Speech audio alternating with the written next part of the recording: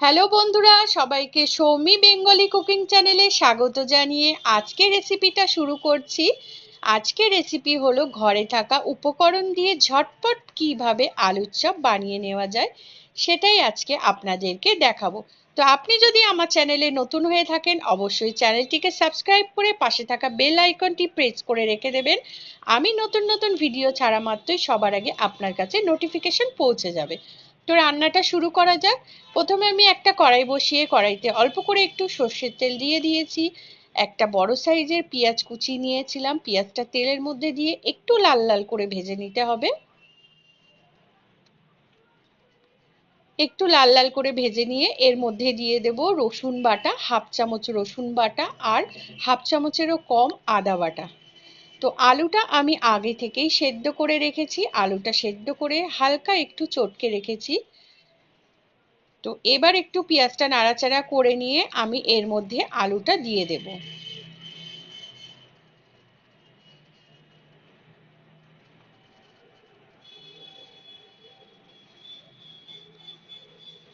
পুরো আলুটা আমি দিয়ে দিলাম।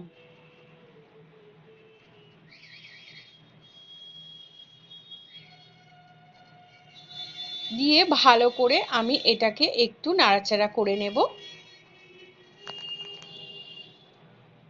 ভালো করে নাড়াচাড়া করে নিয়ে এবার এর মধ্যে দিয়ে দেব স্বাদ মতন লবণ, হলুদ গুঁড়ো, লঙ্কা গুঁড়ো, ভাজা মশলা।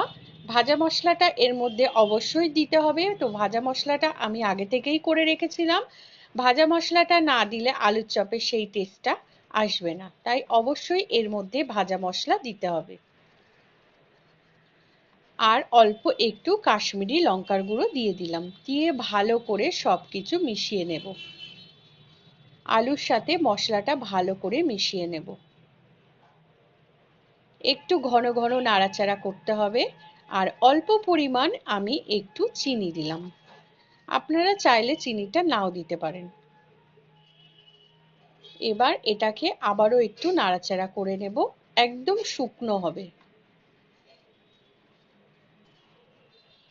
তো দেখতেই পাচ্ছেন আমার আলুর পুরটা প্রায় রেডি হয়ে গেছে। এবার আমি এটাকে নাড়াচাড়া করে নিয়ে একটা পাত্রের মধ্যে নামিয়ে দেব।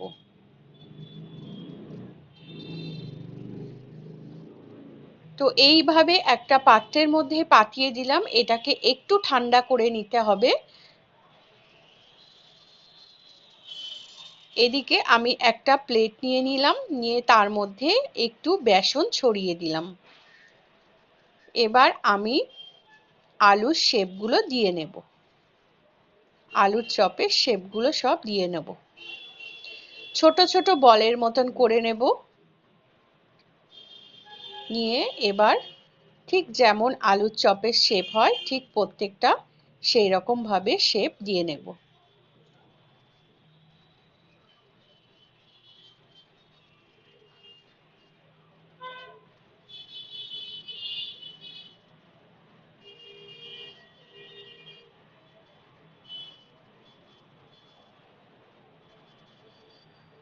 তো দেখতেই পাচ্ছেন পুরোটা রেডি হয়ে গেছে। আমি এক এক করে সব আলুর চপের শেপগুলো দিয়ে নিয়েছি।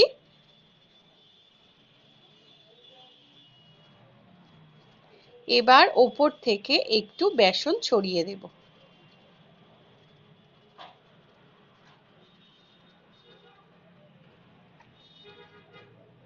এবার আমি একটা ঘন ব্যাটার তৈরি করব। তো ব্যাটার তৈরি করার জন্য আমি একটা পাত্রের মধ্যে কিছুটা বেসন নিয়ে নিয়েছি, তার মধ্যে দিয়ে দিয়েছি স্বাদ মতন লবণ, হলুদ গুঁড়ো, লঙ্কার গুঁড়ো, দিয়ে অল্প অল্প জল দিয়ে আমি একটা ঘন ব্যাটার তৈরি করে নেব। বেশি জল একবারে দেব না, অল্প অল্প জল দিয়ে ঠিক এই রকম ঘন একটা ব্যাটার তৈরি করে নিলাম। এবার এদিকে আমি একটা কড়াই বসিয়ে দিলাম, কড়াইতে একটু বেশি করে সর্ষের তেল দিয়ে দিলাম, কারণ এটা একটু বেশি তেলেই ভাজতে হবে। এবার আমি ব্যাটারের মধ্যে ডুবিয়ে তেলের মধ্যে চপগুলো ছেড়ে দেব। এক এক করে ব্যাটারের মধ্যে ডুবিয়ে নিয়ে ভালো করে তারপর আমি চপগুলো সব ছেড়ে দেব। তো রেসিপিটা যদি ভালো লাগে অবশ্যই লাইক কমেন্ট শেয়ার করতে ভুলবেন না। তো প্রত্যেকটা চপ আমি এইভাবে ভেজে নেব।